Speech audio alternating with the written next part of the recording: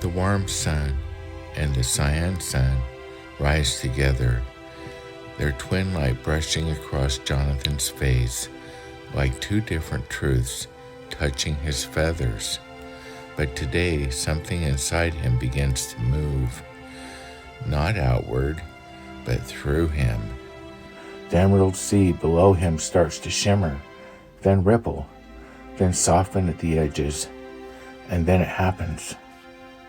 The emerald sea bleeds into turquoise, with cyan reflections shimmering radiant. Turquoise bleeds off of the sea and blends into gold.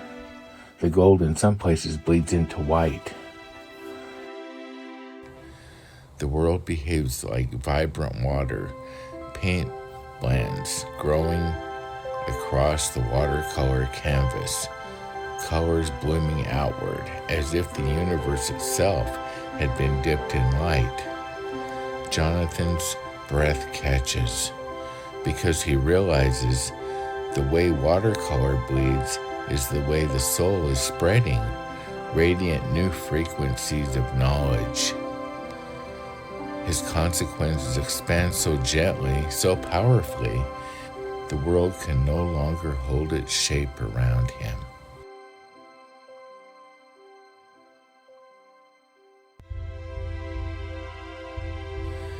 The sea doesn't disappear, it unpaints itself, and in the dark, velvet blue darkness, a matte painting foundation appears beneath it. Something stirs. Cyan threads begin to appear. At first they are thin, trembling lines of light. Then they thicken, brighten, and begin to hum. They weave themselves across the empty sky, forming a living web. The same silver cyan threads Cheyenne once showed him in meditation. The threads that connected timelines. The threads that remember everything. The threads pulse once and the world opens. Jonathan is no longer above the sea. He is standing in a vast dark blue background surrounded by orbs, luminous spheres floating like lanterns in an infinite light. Each orb with its own color, its own memory, its own destiny. The cyan threads connect them like nerves in a cosmic mind. This is the vision Cheyenne trained him for. This is 5D. In 5D, movement is not distance, Cheyenne said. It is frequency.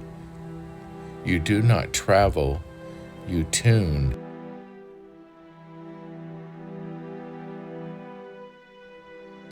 Jonathan reaches towards the nearest orb. He doesn't touch it, he matches it. And instantly, he's inside. He sees himself on Earth again. He's been transported. His wings begin to flap against the familiar winds.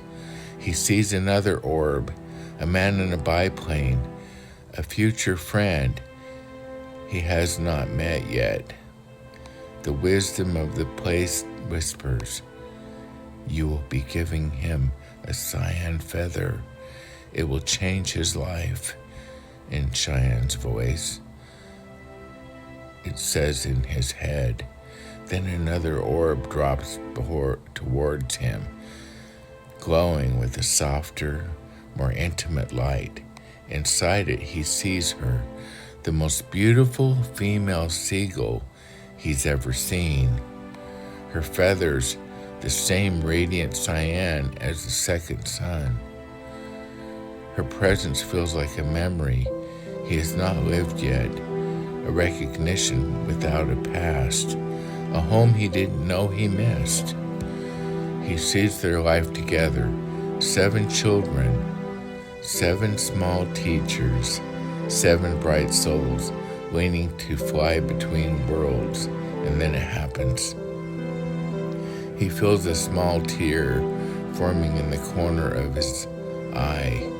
It is a tear of happiness, a tear of reassuring love. The family calls out to him, the family that he will be. He wants to stay with them in this place.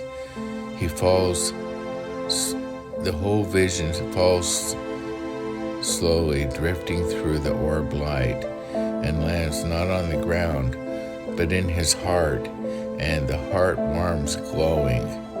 The warmth that spreads through him is overwhelming, a knowing, a remembering, a love so deep, it feels like it was waiting for him before he was born.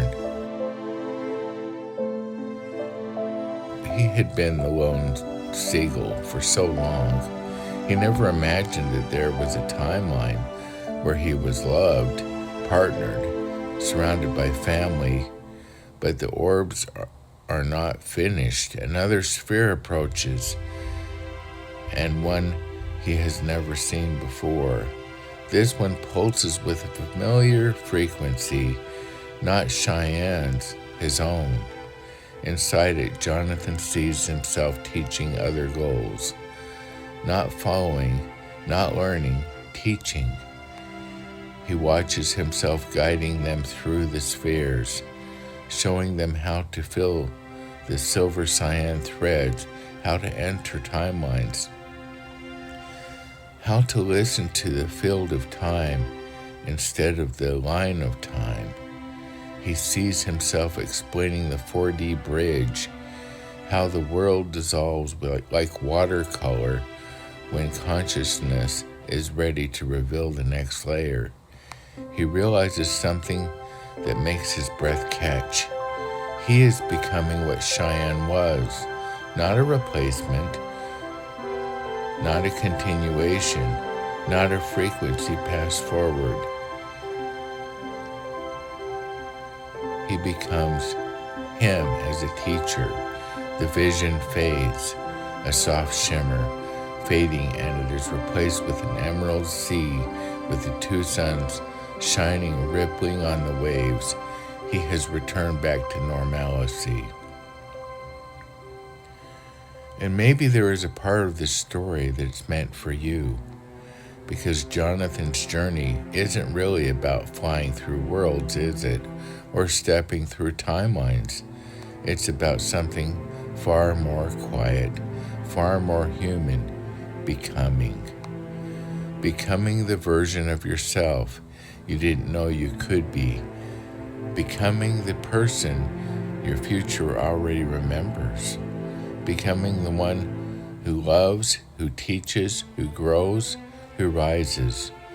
Jonathan's story reminds us of something we forget far too easily. It's not where you go in life that matters. It's the journey that shapes you on the way there. The colors that bleed into you, the threads that find you, the people that touch your heart, the moments that change your frequency forever.